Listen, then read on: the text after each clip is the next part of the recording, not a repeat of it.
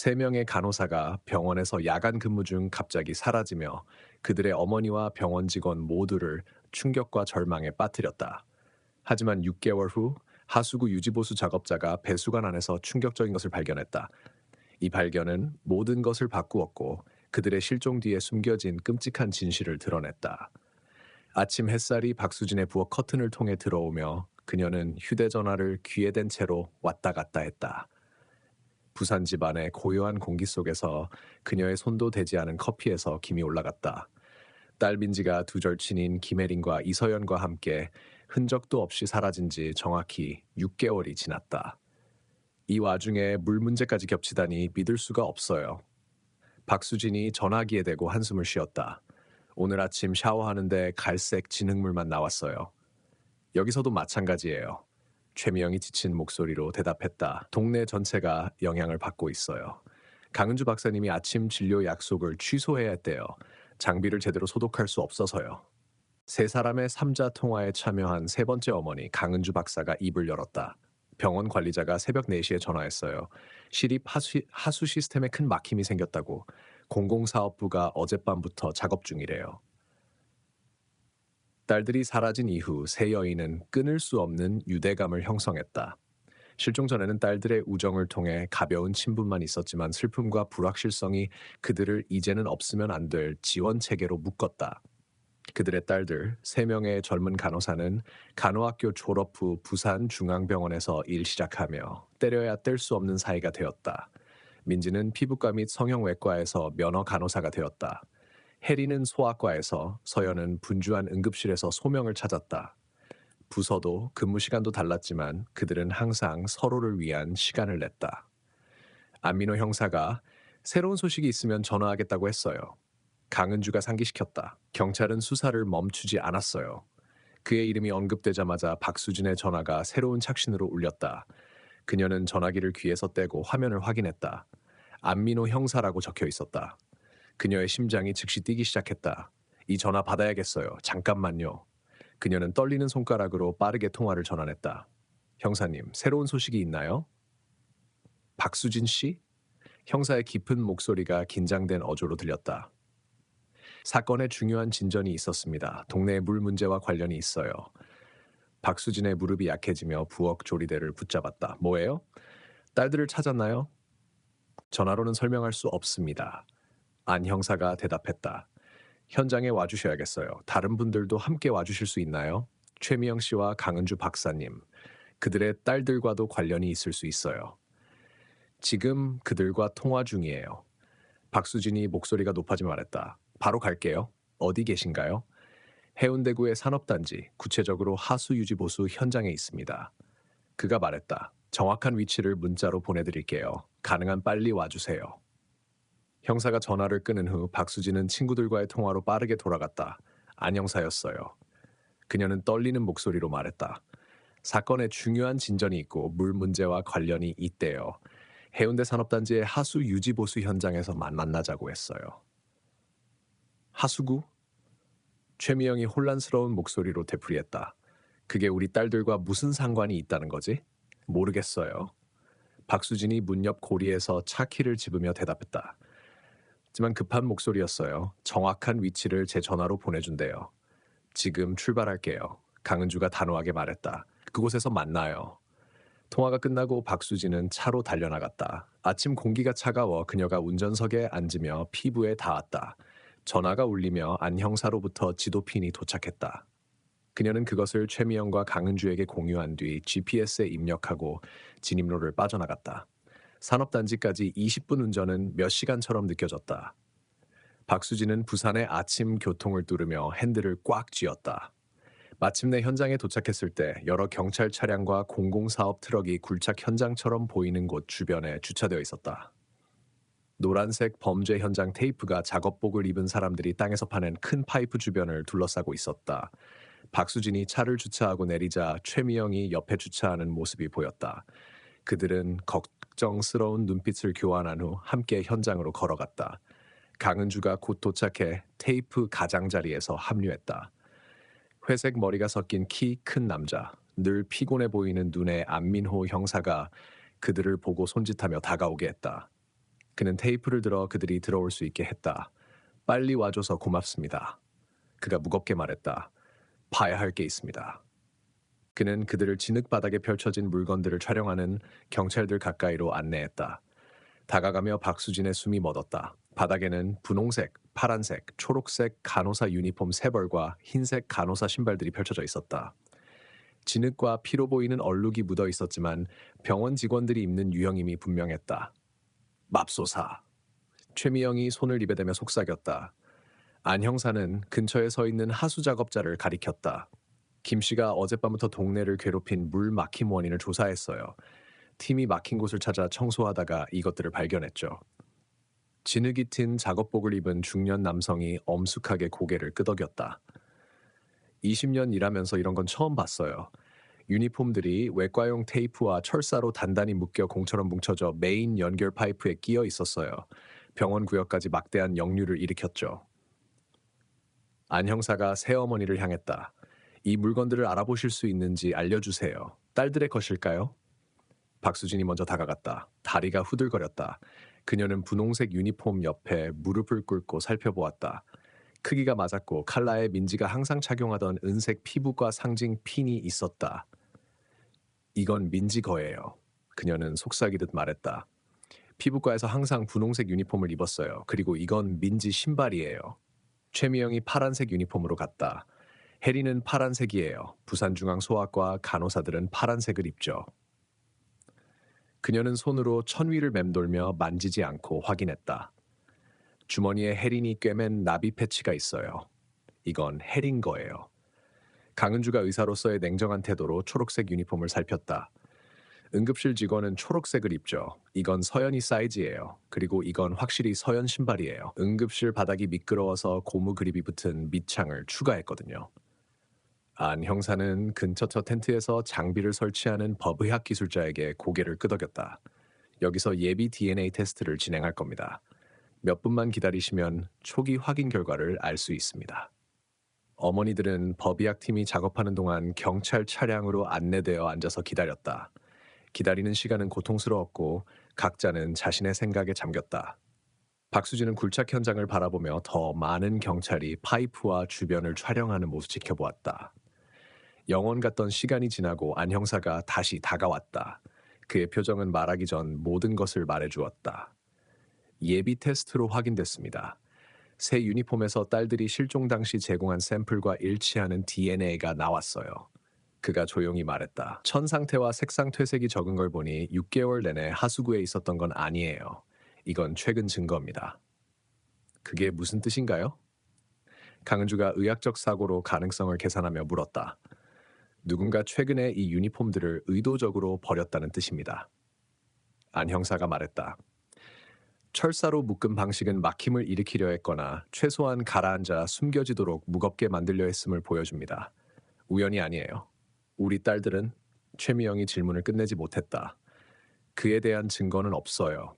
형사가 빠르게 안심시켰다. 우리가 가진 건 몇 달 만에 첫 실질적 단서입니다. 누군가 이 유니폼을 가지고 있었고 증거를 숨기려 했거나 혹은 발견되길 바랐을지도 몰라요. 그 누군가는 민지, 혜린, 서연에게 무슨 일이 있었는지 아는 정보를 아직도 가지고 있을 가능성이 있습니다. 박수진은 진흙 묻은 유니폼, 딸의 분홍색 유니폼이 증거 봉투에 조심스럽게 담기는 모습을 보았다. 이제 어떻게 되나요? 이제, 안 형사가 단호히 말했다. 이 단서를 따라가겠습니다. 증거가 최근에 버려진 만큼 이를 저지른 자를 추적할 가능성이 훨씬 높아졌습니다. 법의학팀이 증거 처리를 계속하는 동안 은색 현대 제네시스가 현장 가장자리에 멈췄다. 박수진은 40대 초반의 남자가 긴장된 자세로 경찰 활동을 살피며 내리는 모습을 보았다. 그는 가벼운 재킷 아래 고급 캐주얼 옷을 입었고 급하게 옷을 입은 듯했다. 윤 박사님, 안 형사가 새로 온 사람을 알아보고 불렀다. 박수진도 그를 즉시 알아보았다.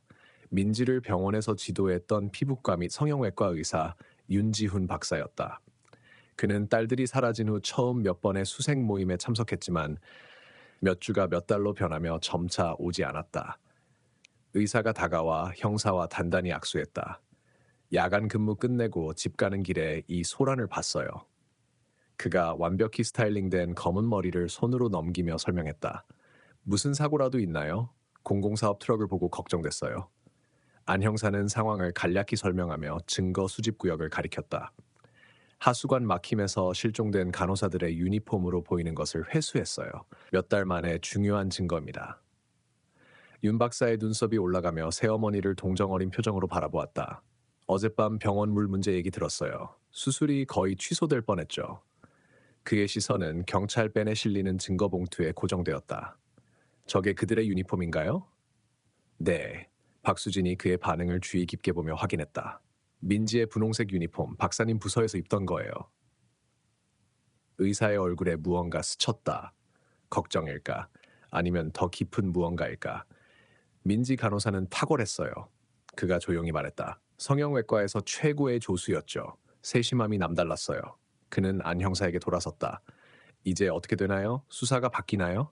이 증거로 실종 사건에서 잠재적 범죄 수사로 전환됩니다. 형사가 설명했다. 하수구 접근 지점 근처 사업체의 CCTV 영상을 검토하고 병원 직원들을 다시 인터뷰할 겁니다. 윤 박사가 신중히 고개를 끄덕였다. 논리적인 접근이네요. 저는 이제 부산중앙에서 야간 근무만 해요.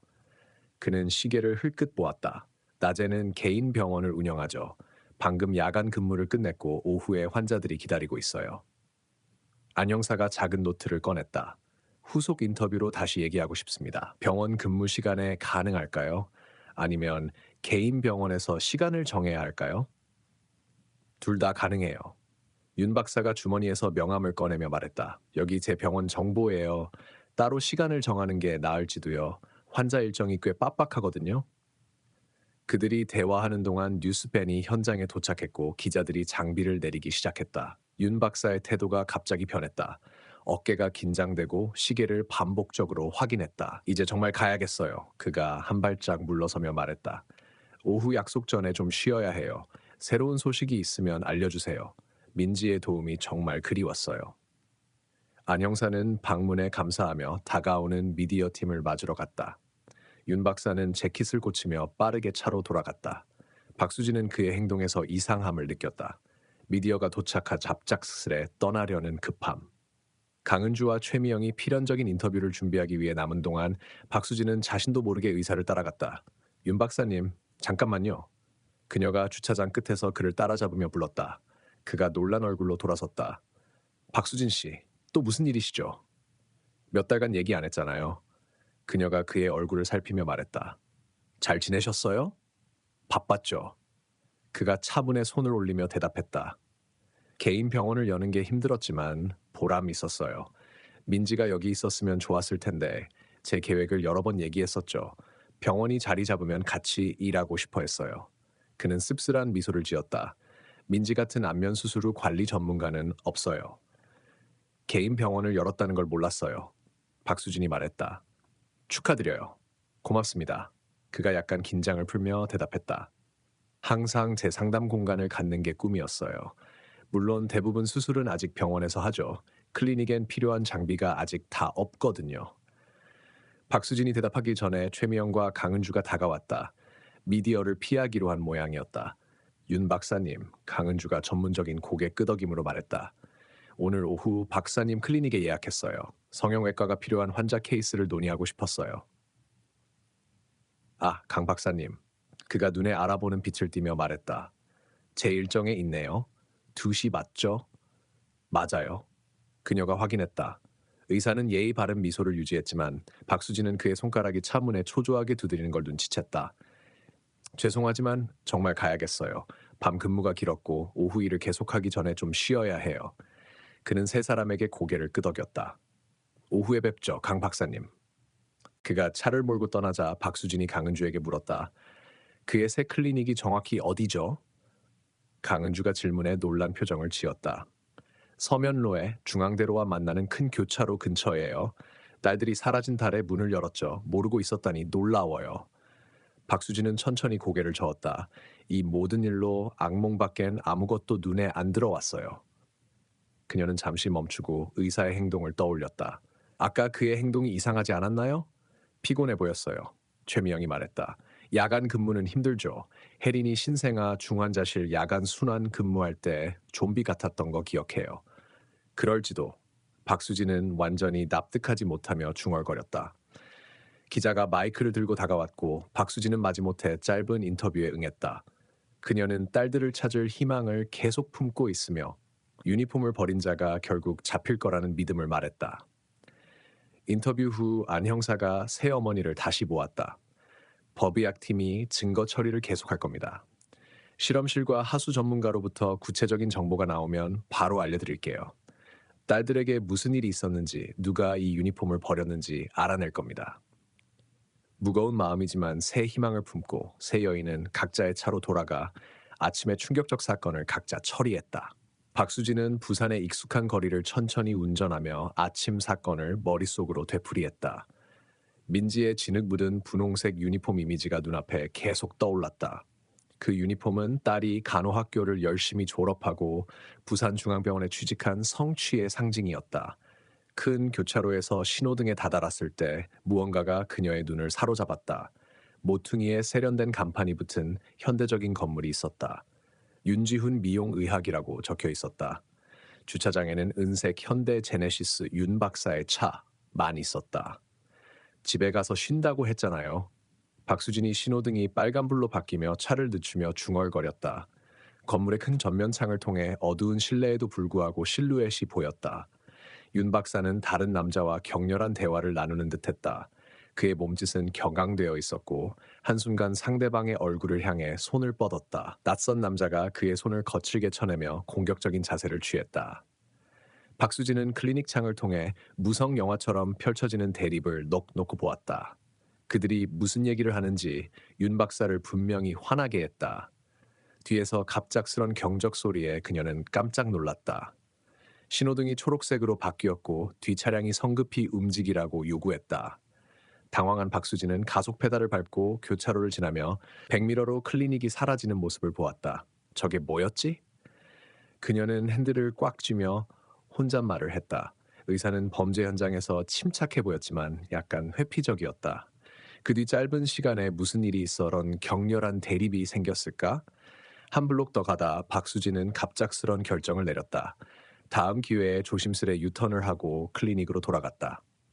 논리는 이게 그녀의 일이 아니라고 했지만 의사가 안전한지 확인하고 싶은 충동을 떨칠 수 없었다. 딸을 찾는 6개월의 무력감 끝에 어떤 이상 징후라도 조사할 가치가 있어 보였다. 클리닉에 다시 다가갔을 때 윤 박사의 현대 제네시스와 전에 보지 못한 오토바이가 주차장에서 나오는 모습에 놀랐다. 날렵한 검은 스포츠 오토바이가 빠르게 앞으로 나갔고 의사의 차는 더 느린 속도로 뒤따랐다. 적어도 무사해. 박수진은 대립이 물리적 폭력으로 번지지 않아 안도하며 중얼거렸다.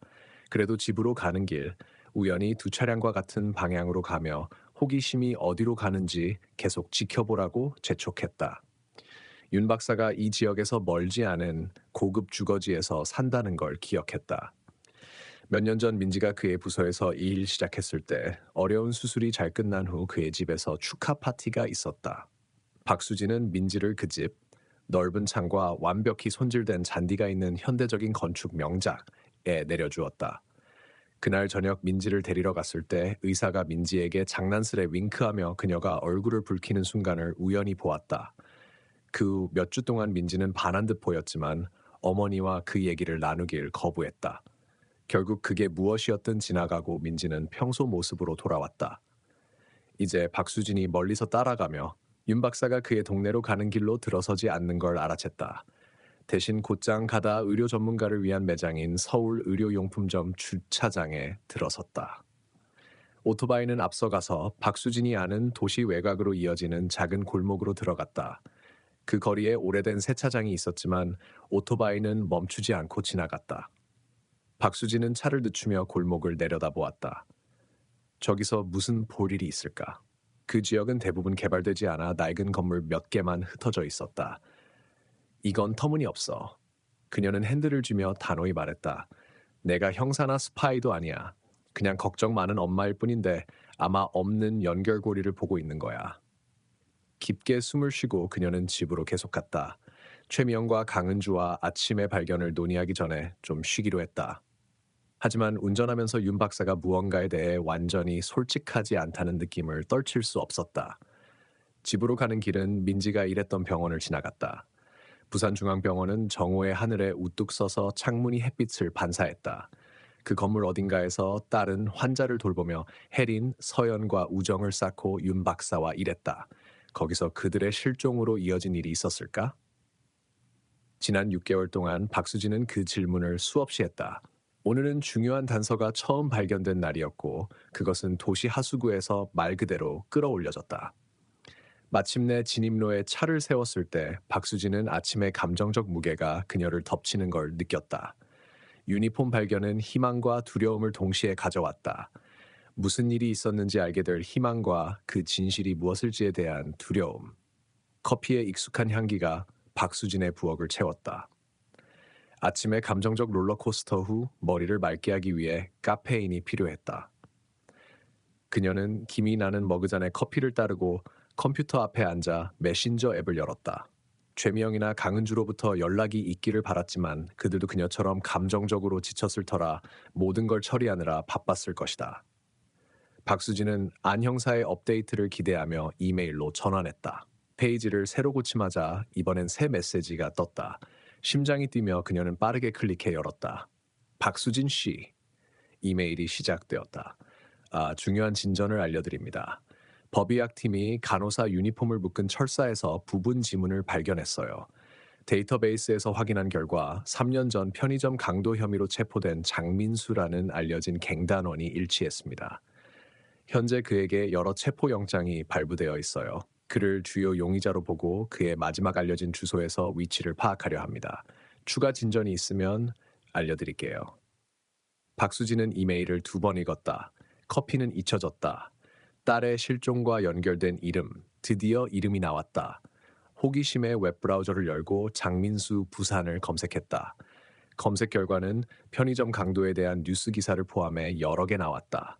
기사를 클릭하자 30대 남자의 머그샷이 나왔다. 얼굴과 목에 광범위한 문신이 있었다. 그의 눈은 차갑고 카메라를 도전적으로 노려보았다. 그녀는 이미지를 주의 깊게 살폈다. 이 남자를 본 적이 있는지 떠올리려 했다. 아침에 윤 박사와 다투던 사람이 이 사람일까? 클리닉 창문으로 남자의 얼굴을 명확히 보지 못했고 두드러한 문신도 보지 못했다. 게다가 윤 박사 같은 사람이 알려진 범죄자와 어울릴 가능성은 낮아 보였다. 같은 사람일 리 없어. 그녀는 혼잣말로 중얼거렸다. 그럴 리 없어. 박수진은 전화기를 들어 최미영의 번호를 눌렀다. 3번 울린 후 친구가 받았다. 안 형사의 이메일 받았어? 박수진이 서두 없이 물었다. 응. 최미영이 긴장된 목소리로 대답했다. 이 장민수라는 사람, 혜린이 사라지기 전에 했던 말이 생각났어. 뭔데? 박수진이 자세를 바로하며 물었다. 사라지기 전 며칠 동안 혜린이 누가 자기를 따라다닌 것 같다고 했어. 병원 근처와 아파트 근처에서 문신한 남자를 몇 번 봤다고 했지. 최미영의 목소리가 살짝 떨렸다.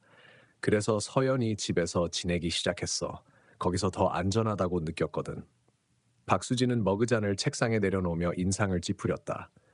민지는 나한테 그런 말 전혀 안 했어. 그거 형사한테 말했어?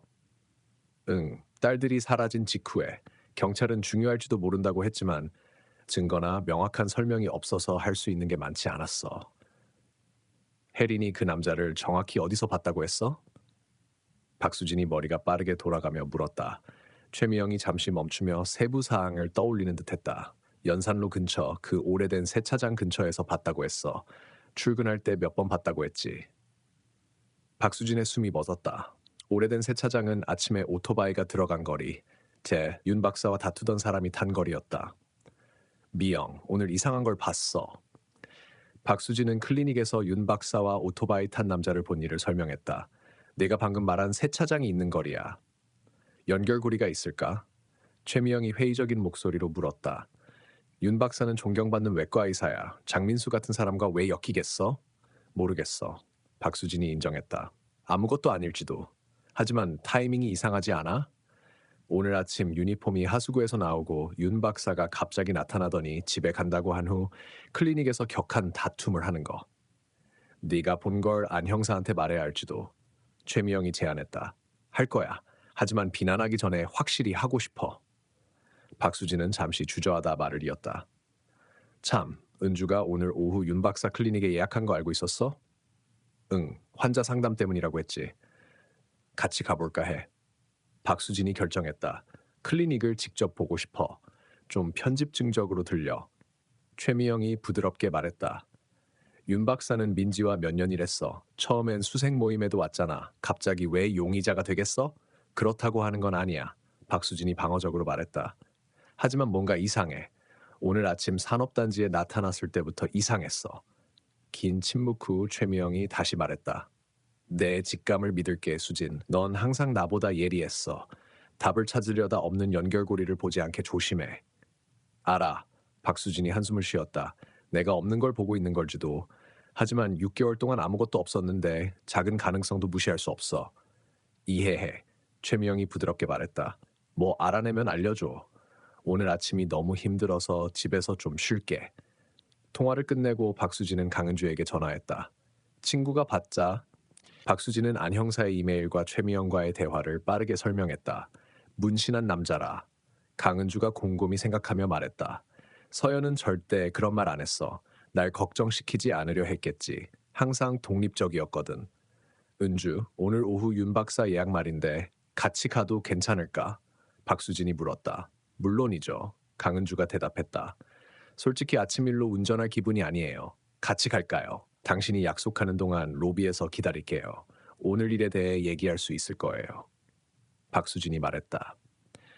그리고 은주, 오늘 아침 현장에서 윤 박사 이상하지 않았나요? 강은주가 대답 전 잠시 멈췄다. 의사들은 강한 윤리와 서약에 묶여 있어요. 수진, 윤 박사 같은 명성 있는 사람이 불법적이거나 위험한 일을 해서 경력을 망칠 리 없어요. 아마 야간 근무로 피곤했던 거예요. 당신이 본 남자는 까다로운 환자였을지도 가끔 그런 일이 있죠. 그럴지도. 박수진은 완전히 납득하지 못하며 인정했다. 약속 시간 언제예요? 데리러 갈게요. 2시요. 그리고 수진, 너무 걱정하지 마세요. 안 형사가 이제 확실한 단서를 잡았으니 그의 일을 하게 놔둬요. 전화를 끊고 박수진은 의자에 기대어 앉아 민지의 오래된 사진을 휴대전화로 멍하니 넘겼다. 분홍색 유니폼을 입고 미소 짓는 딸, 간호학교 졸업식에서 혜린, 서연과 팔짱을 낀 모습. 그날 세 사람은 희망과 야망으로 가득 차 부산중앙병원에서 경력을 시작하며 들떠 있었다. 8개월 전 병원 기금 모금 행사에서 찍은 단체 사진에서 멈췄다. 배경에서 약간 흐릿하지만 알아볼 수 있는 윤 박사가 읽을 수 없는 표정으로 세 간호사를 보고 있었다. 그는 항상 그들을 지켜보고 있었던 걸까? 그렇다면 왜? 시간이 느리게 흘렀다. 박수진은 장민수에 대해 조사하며 그의 체포 기록과 지역 뉴스 기사 몇 개 외엔 별다른 정보를 찾지 못했다. 과도한 추측과 과민 반응의 구렁텅이에 빠져 있을 때 전화 알람이 울리며 강은주를 데리러 갈 시간임을 상기시켰다. 시계를 보니 즉시 떠나야 했다. 그녀는 지갑과 차키를 챙기고 집을 잠갔다. 강은주의 집까지 운전은 10분 걸렸다. 친구는 이미 밖에서 기다리고 있었다. 안 형사한테 새로운 소식 있어? 강은주가 조수석에 앉으며 물었다. 아무것도 없어요. 박수진이 연석을 떠나며 대답했다. 미영이랑 얘기했어요? 간단히요. 집에서 쉬고 있어요. 강은주가 핸드백 끈을 만지작거렸다. 이 약속은 화상 흉터가 심한 환자 때문이에요. 적합한 전문의를 찾으려 했고 윤 박사는 이 지역 최고 중 하나죠. 이해해요. 박수진이 오후 교통을 뚫으며 말했다. 이 모든 와중에도 직업적 삶은 계속되죠. 윤지훈 미용 의학 클리닉에 예약 15분 전에 도착했다. 클리닉 외관은 세련되고 현대적이었다. 바닥부터 천장까지 이어진 창문이 미니멀한 회색 석재로 둘러싸여 있었다. 주차장에는 아침에 윤 박사의 현대 제네시스만 있던 때와 달리 이제 여러 대의 차가 있었다. 접수구역에 들어서자 곡선 책상 뒤에서 세련된 의료 유니폼을 입은 젊은 여성이 그들을 맞았다. 안녕하세요. 예약 있으신가요? 그녀가 연습된 미소로 물었다. 네, 강은주 박사 2시예요. 강은주가 병원 아이디 카드를 제시하며 대답했다. 접수원이 컴퓨터를 두드리다 사과하는 표정으로 바뀌었다. 강 박사님, 죄송하지만 윤 박사님이 긴급 상황으로 오후 약속을 모두 취소했어요. 모두에게 연락하려 했지만 몇몇은 음성 사서함으로 갔어요. 긴급 상황? 강은주가 박수진을 보며 되풀이했다. 괜찮은 건가요? 자세한 건 알려주지 않았어요. 접수원이 말했다. 오늘 환자들을 모두 재예약하라고만 했어요. 대신 부산중앙병원에 가실 건가요? 강은주가 물었다. 젊은 여성이 고개를 저었다. 그건 몰라요. 내일이나 다음 주 초로 재예약할까요?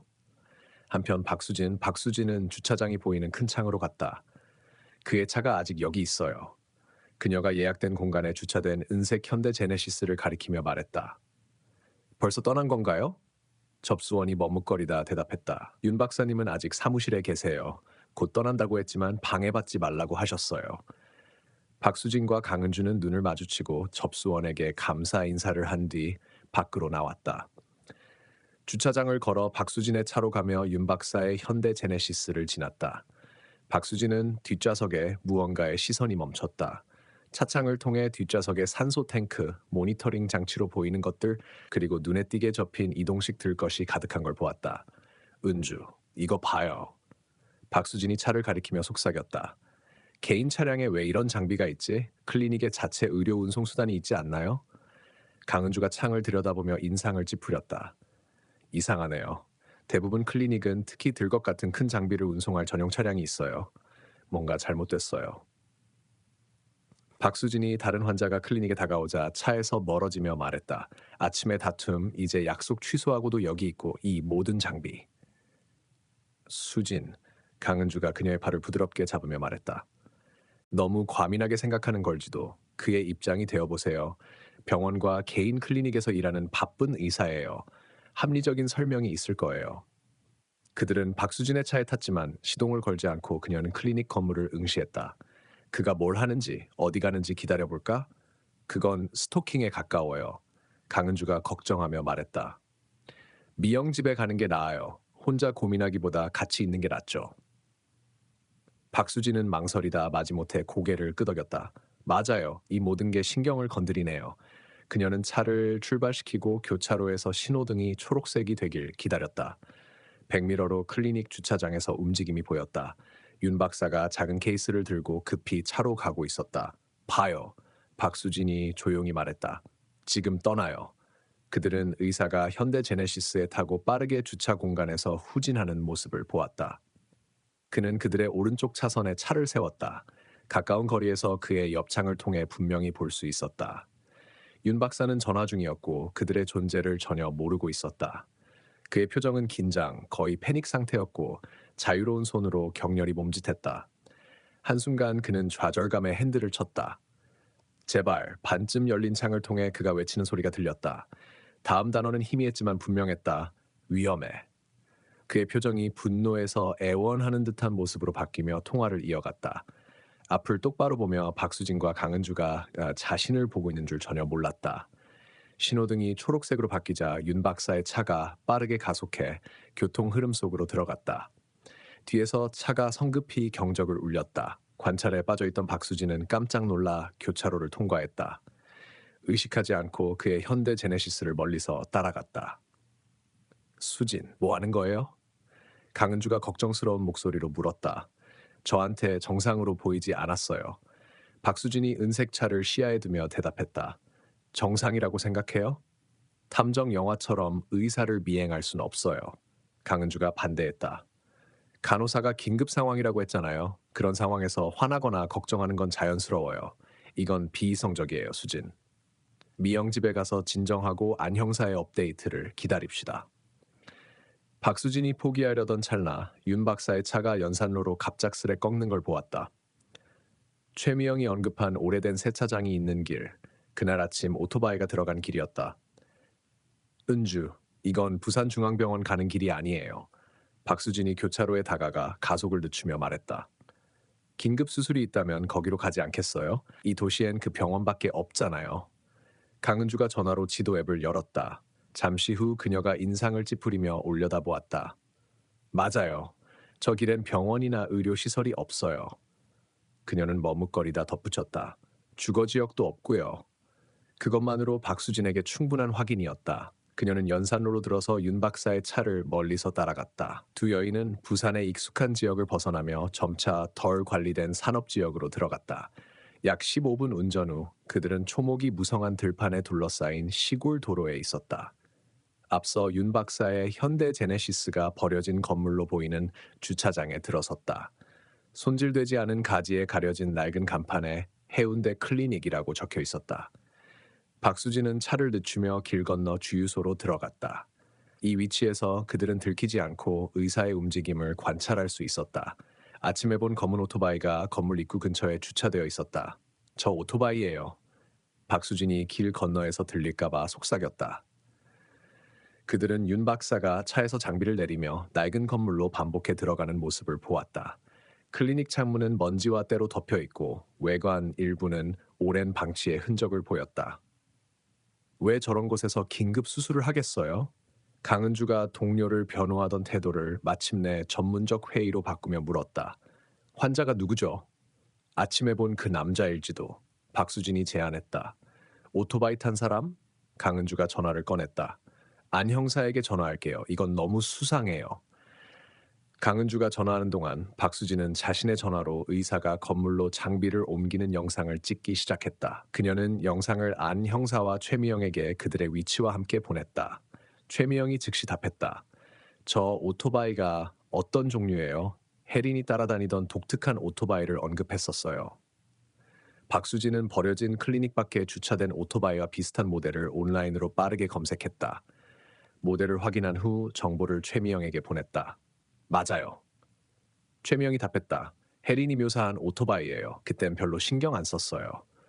강은주가 형사와의 통화를 끝내고 박수진에게 말했다. 바로 부대를 보낸다네요. 안 형사가 차 안에 있고 건물에 절대 접근하지 말라고 했어요. 우리 믿는 것 같았어요? 박수진이 초조히 물었다. 전혀 의심하지 않았어요. 강은주가 대답했다. 사실 이걸 예상한 것 같았어요. 이미 윤 박사를 의심하고 있었을지도. 그들은 버려진 클리닉의 추가 움직임을 지켜보며 기다렸다. 몇 분이 몇 시간처럼 느껴졌지만 박수진의 전화는 강은주의 통화 후 15분밖에 지나지 않았음을 보여줬다. 멀리서 사이렌 소리가 오후의 고요를 깼다.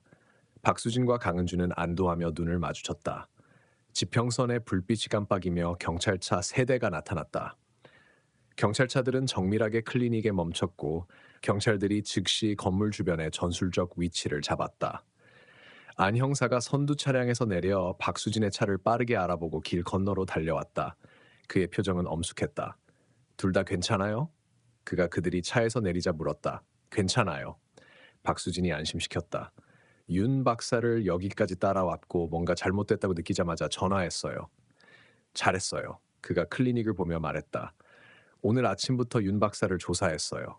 유니폼을 찾은 후 지난 6개월의 병원 출입 기록을 검토했죠. 그의 배지 사용에 이상이 있었어요. 접근하면 안 되는 구역, 근무 일정이 아닌 시간. 그를 의심했어요.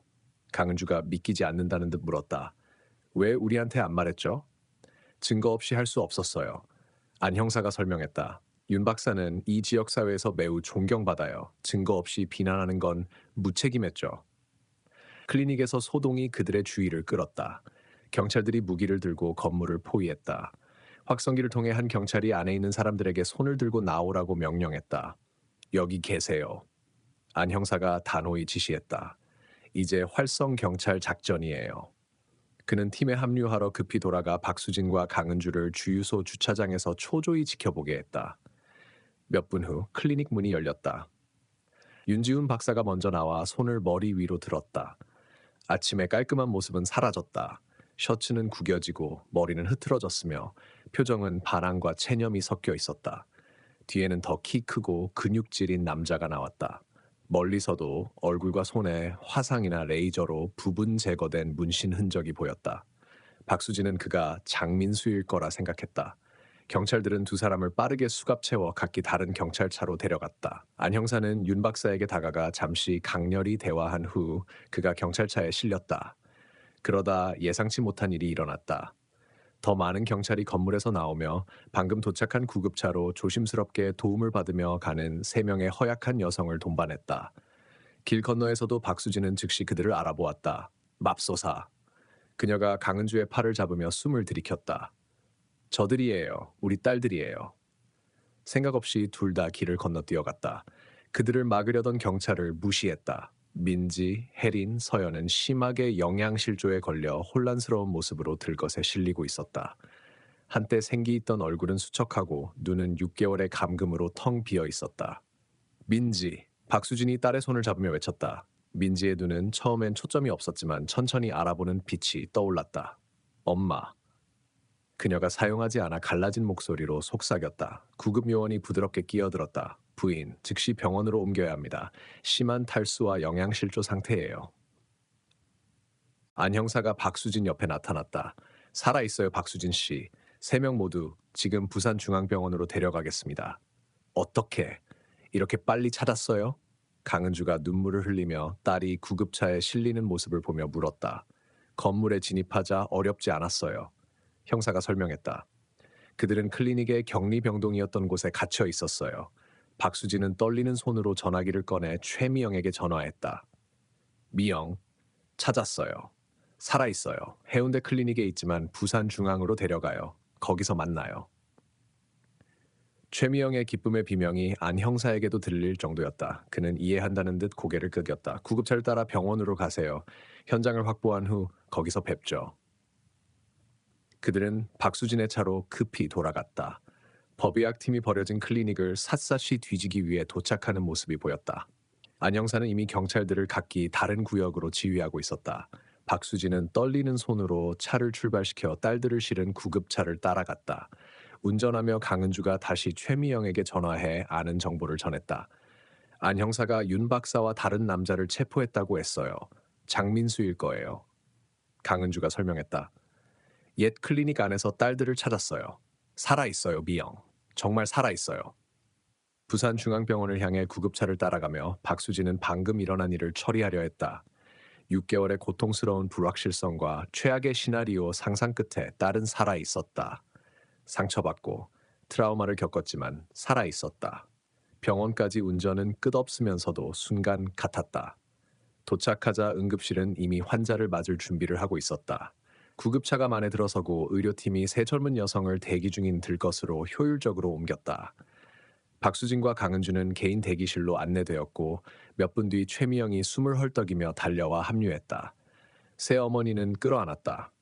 안도와 기쁨이 딸들의 상태에 대한 걱정과 뒤섞였다.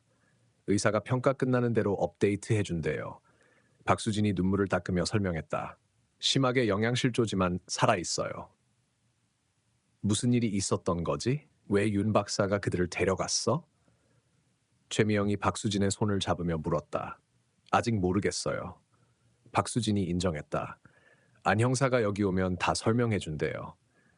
기다리는 동안 병원 직원들이 주기적으로 와서 물과 위로를 건넸다. 실종된 간호사들이 발견되었다는 소식이 병원에 빠르게 퍼졌고 그들과 함께 일했던 직원들이 복도 밖에 모여 동료 소식을 걱정하며 기다렸다. 몇 시간 후 안 형사가 두 경찰과 함께 도착했다. 그의 얼굴은 하루의 긴장을 보였지만 눈에는 뚜렷한 만족감이 있었다. 안정화되고 있어요. 그가 새어머니에게 말했다. 의사들이 시간이 지나면 적절한 치료로 신체적으로 회복될 거라고 했어요. 만날 수 있나요? 최미영이 간절히 물었다. 곧 그가 약속했다. 의료팀이 아직 치료 중이지만 가능한 빨리 만날 수 있다고 했어요. 우리 딸들에게 무슨 일이 있었나요, 형사님? 박수진이 모두가 답을 기다리던 질문을 했다. 왜 윤 박사가 그들을 데려갔죠? 안 형사가 빈 의자를 가리켰다. 앉으세요. 복잡한 이야기고 아직 일부를 맞추는 중이에요. 모두 앉자 안 형사는 윤 박사와 장민수의 초기 신문에서 알아낸 것을 설명하기 시작했다. 지금까지 알아낸 바에 따르면 윤 박사는 범죄 연락선을 통해 장민수를 고용해 새 간호사를 제거하려 했어요. 그가 무겁게 말했다.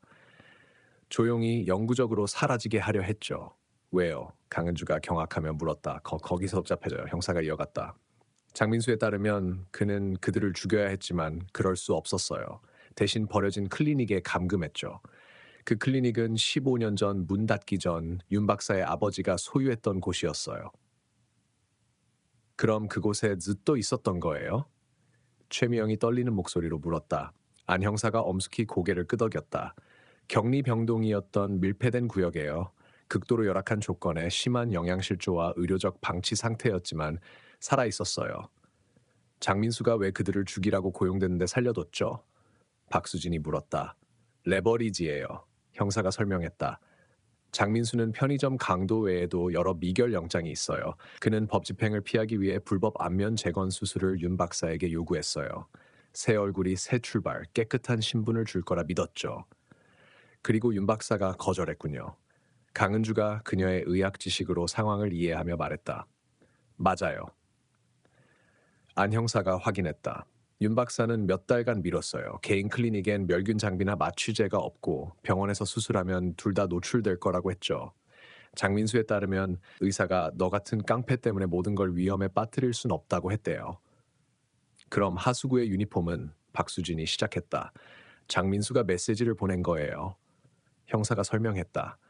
미뤄지는 것에 화가 났죠. 그는 간호사 유니폼을 보관하던 곳에서 꺼내 철사와 외과용 테이프로 묶어버려진 클리닉의 산업용 변기에 버렸어요. 그게 메인 하수 시스템에 연결돼 있죠. 그는 윤 박사를 협박해 수술을 하게 하려 했어요. 그리고 그게 막힘을 일으켜 유니폼을 찾게 했어요. 최미영이 깨달았다. 맞아요. 안 형사가 말했다. 지문으로 장민수 단서를 조사했을 때 그의 마지막 알려진 주소로 갔지만 당연히 거기 없었어요. 그는 즈또 버려진 클리닉에 머물며 간호사들을 감시했죠. 그가 다 자백했나요? 강은주가 물었다. 네, 꽤 즉시요. 형사가 대답했다. 잡혀서 오히려 안도하는 것 같았어요. 그의 정확한 말은 의사가 다 꾸몄어요. 난 그냥 더러운 일을 했을 뿐이에요죠. 간호사가 문간에 나타나 대화를 끊었다. 실례합니다. 환자 중 한 명이 형사님과 얘기하고 싶어 해요. 중요하다고 하네요. 누구죠? 박수진이 초조히 물었다. 박민지예요. 간호사가 대답했다. 다른 이들보다 안정적이고 즉시 형사님과 얘기하고 싶대요. 안 형사가 일어섰다. 그녀가 무슨 말을 하는지 보죠. 퍼즐의 빈 조각을 채울 수 있을지도. 딸을 볼 수 있게 같이 가도 될까요? 박수진이 간청했다. 잠시 고민 후 형사가 고개를 끄덕였다. 좋아요. 하지만 아직 매우 약하니 그녀가 자신의 속도로 말하게 해주세요. 그들은 간호사를 따라 복도를 내려가 민지가 IV를 팔에 꽂고 모니터링 장비가 꾸준히 삐 소리를 내는 개인 병실로 갔다. 허약한 모습에도 그녀의 눈은 경계하고 단호했다. 엄마. 박수진이 딸 곁으로 달려가 조심스럽게 끌어안자 민지가 속삭였다. 오, 민지. 박수진이 딸의 머리를 쓰다듬으며 흐느꼈다. 절대 포기 안 했어. 잠시 후 민지가 안 형사에게 시선을 돌렸다. 왜 그랬는지 알아야 해요. 그녀가 약하지만 단호한 목소리로 말했다. 천천히 해. 그가 의자를 침대 가까이 끌며 격려했다. 민지가 떨리는 숨을 쉬었다. 윤 박사가 환자 기록과 보험 청구를 조작했어요. 수술 중 마취된 환자들에게 부적절한 행동도 했고요. 그녀는 세부 사항에 불편해하며 시선을 돌렸다. 7개월 전쯤 서류에서 불일치를 알아챘어요. 맞지 않는 것들이었죠. 그를 직접 대질했나? 안 형사가 물었다. 민지가 살짝 고개를 저었다. 직접은 아니에요. 직장을 잃을까 무서웠어요. 먼저 혜린과 서연에게 말했죠. 병원 관리부에 신고하기 전에 증거를 모으기로 했어요. 그럼 그를 조사했군요. 박수진이 딸의 손을 부드럽게 쥐며 깨달았다. 조심했어요. 적어도 그렇게 생각했죠. 민지가 이어갔다. 하지만 그가 어떻게든 알아챘나 봐요. 근무 후 어느 밤 병원 주차장에서 차로 가는데 팬이 다가왔어요. 마지막으로 기억나는 건 누가 제 얼굴에 뭔가를 덮은 거예요. 안 형사가 메모하며 고개를 끄덕였다. 우리가 알아낸 것과 맞아요. 윤 박사는 명성이 무너질 위험을 감수할 수 없었고 그래서 장민수를 고용해 위협을 제거했어요. 혜린과 서연은 괜찮아요? 민지가 초조히 물었다. 치료받고 있어. 박수진이 안심시켰다. 너처럼 괜찮아질 거야. 복도 밖에서 소동이 들렸다. 실종된 간호사들이 발견되었다는 소식이 빠르게 퍼졌고 더 많은 병원 직원이 모였다. 다른 간호사가 문간에 나타났다. 실례합니다, 형사님. 강 박사님 딸이 깨어났고 형사님과 얘기하고 싶어 해요. 안 형사가 고개를 끄덕였다. 바로 가죠. 그는 민지에게 돌아섰다. 이 정보 고마워요. 윤 박사에 대한 확실한 사건을 만드는 데 도움이 될 거예요. 한 가지 더 있어요. 민지가 피로로 목소리가 약해지며 말했다. 우릴 가둔 남자 장민수. 그는 할 수 있었던 만큼 잔인하지 않았어요. 음식과 물을 가져다 줬어요. 서연이 감염됐을 때 약도 몰래 넣어줬죠. 그는 나름의 방식으로 갇혀 있었던 것 같아요. 안 형사가 이를 고려했다. 그의 협조는 선고 시 약간의 고려를 받을 수 있지만 그의 역할로 여전히 심각한 혐의를 받을 거예요. 민지의 방을 나와 다른 젊은 여성들을 확인하러 가며 병원 직원들이 질문과 지원을 제안하며 다가왔다. 병원 밖엔 뉴스 카메라가 모여들어 들어오거나 나가는 이들에게 성명을 받으려 했다. 안 형사가 박수진에게 말했다. 다른 피해자들을 확인하고 클리닉에서 팀과 조정해야 해요. 병원의 윤 박사 사무실도 수색하며 그가 수년간 저지른 다른 범죄 증거를 찾고 있어요. 최미영이 복도 끝에서 다가왔다. 기쁨의 눈물이 얼굴에 얼룩졌다. 혜린이 깼어요. 날 찾고 있어요. 박수진이 친구를 끌어안았다. 가봐. 난 민지랑 있을게. 최미영이 딸의 방으로 급히 가자 강은주가 합류했다. 그녀의 전문적 태도는 감정적 상태를 간신히 억눌렀다. 서연의 상태가 좋아지고 있어요. 그녀가 보고했다. 의사들이 광범위한 물리치료가 필요하다고 했지만 회복될 거예요. 다들 그럴 거야. 박수진이 확신하며 말했다. 셋 다 생존자예요. 구출 소식은 부산 전역에 빠르게 퍼졌다. 저녁이 되자 병원 밖에 많은 고난을 견딘 새 젊은 간호사를 위한 자발적인 촛불 집회가 열렸다. 병원 안에서 박수진은 민지의 방으로 돌아가 딸의 침대 옆에 의자를 끌어다 앉았다.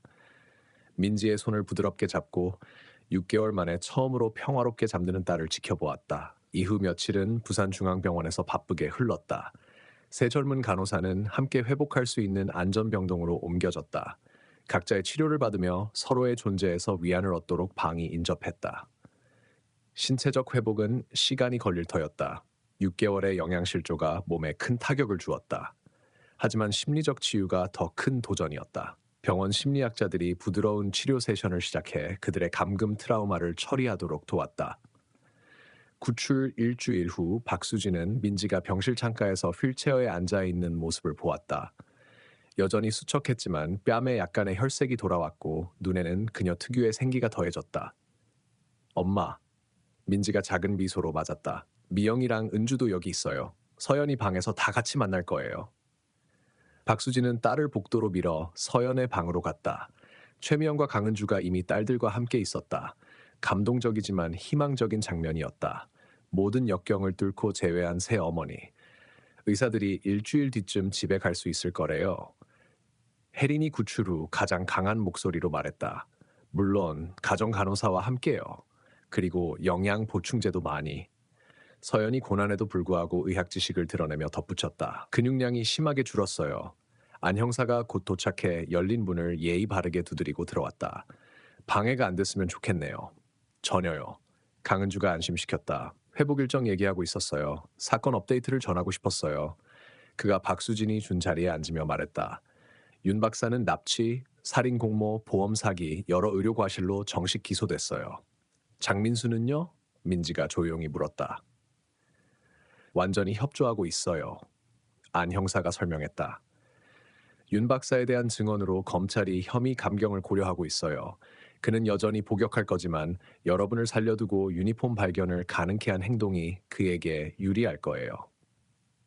윤 박사가 왜 우리를 해고하지 않았나요? 서연이 모두가 궁금해하던 질문을 했다. 왜 그렇게 극단적으로 갔죠? 그의 진술에 따르면 여러분이 발견한 보험 사기 때문만은 아니었어요. 형사가 밝혔다. 그의 개인 클리닉은 큰 빚을 졌어요. 설립에 엄청난 대출을 받았고 사기 보험 청구로 버텼죠. 여러분이 신고했다면 의사 면허, 클리닉 모든 걸 잃었을 거예요. 그래서 우리 생명을 희생시키기로 했군요. 혜린이 씁쓸히 말했다. 더 있어요. 안 형사가 이어갔다. 병원과 클리닉에 그의 사무실을 수색하며 수년간의 다른 범죄 증거를 찾았어요.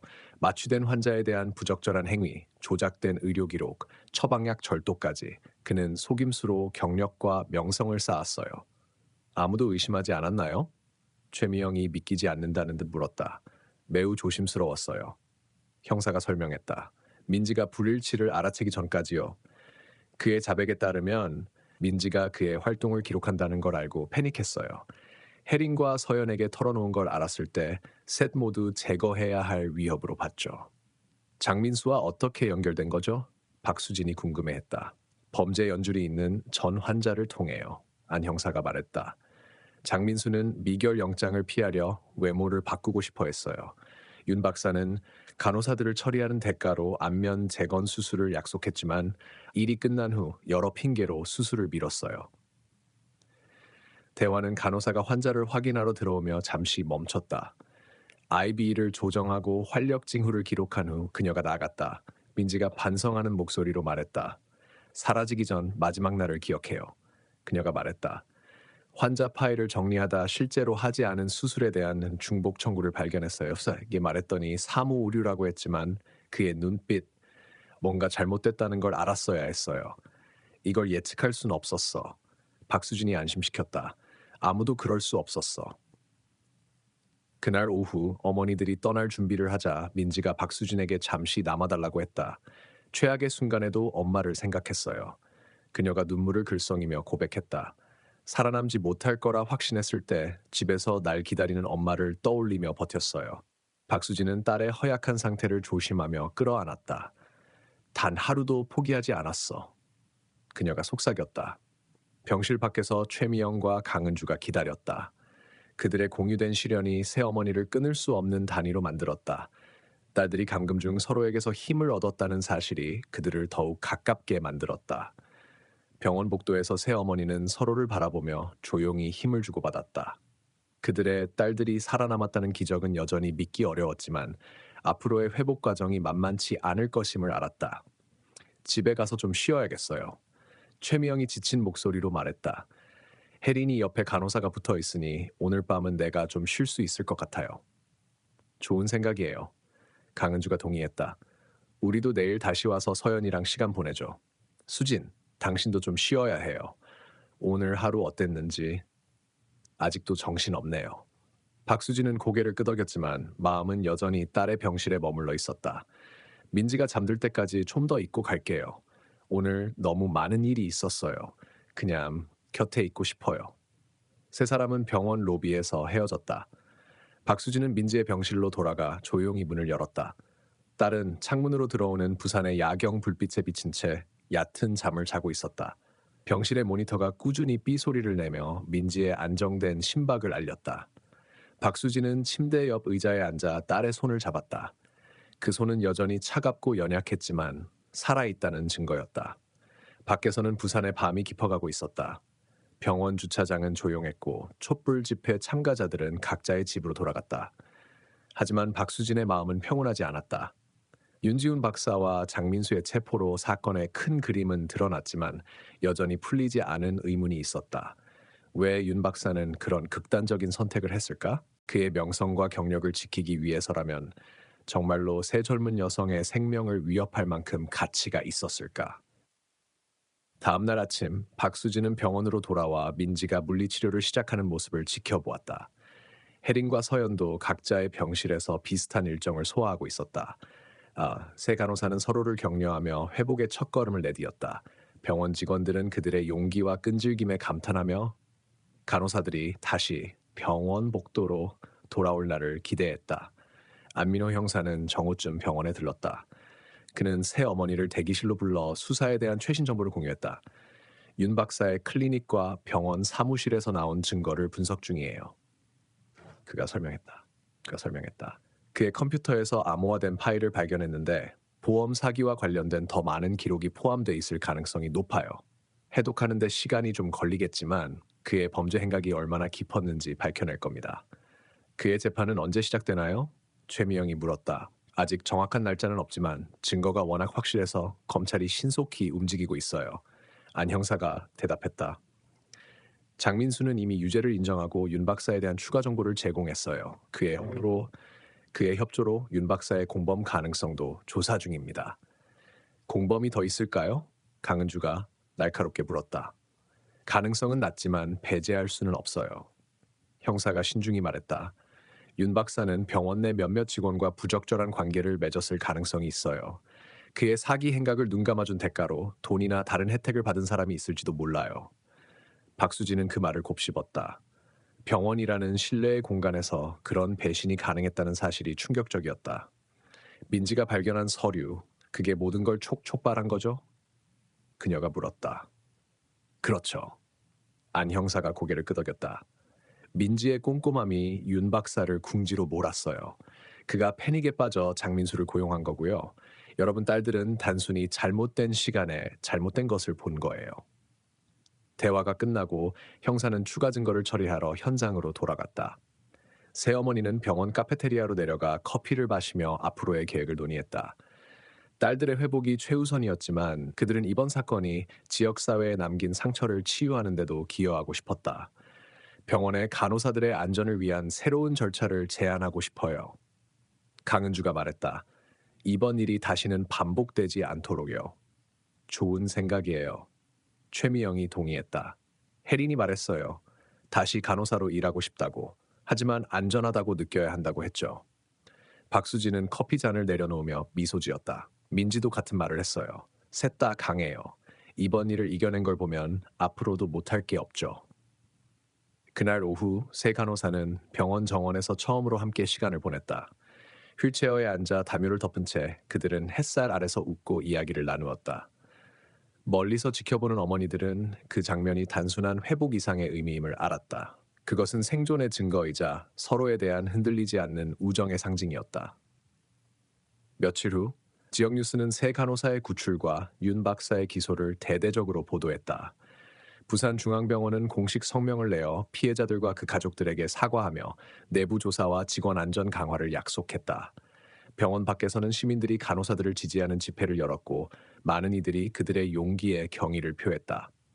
시간이 흘렀다. 한 달 뒤 민지, 혜린, 서연은 퇴원해 각자의 집으로 돌아갔다. 그들의 회복은 느렸지만 꾸준했다. 박수진은 민지가 집 부엌에서 아침 식사를 준비하며 노래를 흥얼거리는 모습을 보며 딸이 서서히 예전의 자신으로 돌아오고 있음을 느꼈다. 윤지훈 박사의 재판은 몇 달 뒤 시작되었다. 법정은 그의 범죄를 낱낱이 드러냈고 지역사회는 충격에 휩싸였다. 그는 여러 혐의로 유죄를 선고받아 종신형을 받았다. 장민수는 협조로 감형을 받았지만 여전히 긴 징역을 살아야 했다. 재판이 끝난 후 세 간호사는 부산중앙병원에서 열린 기념식에 초대받았다. 그들은 병원의 새 안전 프로그램을 홍보하며 동료들에게 희망의 메시지를 전했다. 민지는 연단에 서서 침착한 목소리로 말했다. 우리는 최악의 상황에서도 서로를 의지하며 살아남았어요. 그 힘은 우리 모두에게 있어요. 박수진은 객석에서 딸을 바라보며 눈물을 글썽였다. 최미영과 강은주가 그녀의 손을 잡았다. 그들은 단지 어머니가 아니었다. 그들은 생존자들의 가족이었고 정의를 위해 싸운 전사였다. 부산의 해질녘 병원 정원에서 세 간호사는 다시 한번 모였다. 그들은 더 이상 휠체어가 필요하지 않았고 그들의 웃음은 예전처럼 밝았다. 그들은 미래를 이야기했다. 새로운 꿈, 새로운 목표, 그리고 그들을 끝까지 함께 묶어줄 우정. 박수진은 집으로 돌아와 부엌에서 커피를 내렸다. 창밖으로 부산의 불빛이 반짝였다. 그녀는 민지의 간호사 유니폼, 새 것으로 교체된 더는 진흙으로 얼룩지지 않은을 바라보았다. 그것은 희망의 상징이었다. 6개월의 악몽을 지나 그들은 다시 빛을 향해 나아가고 있었다.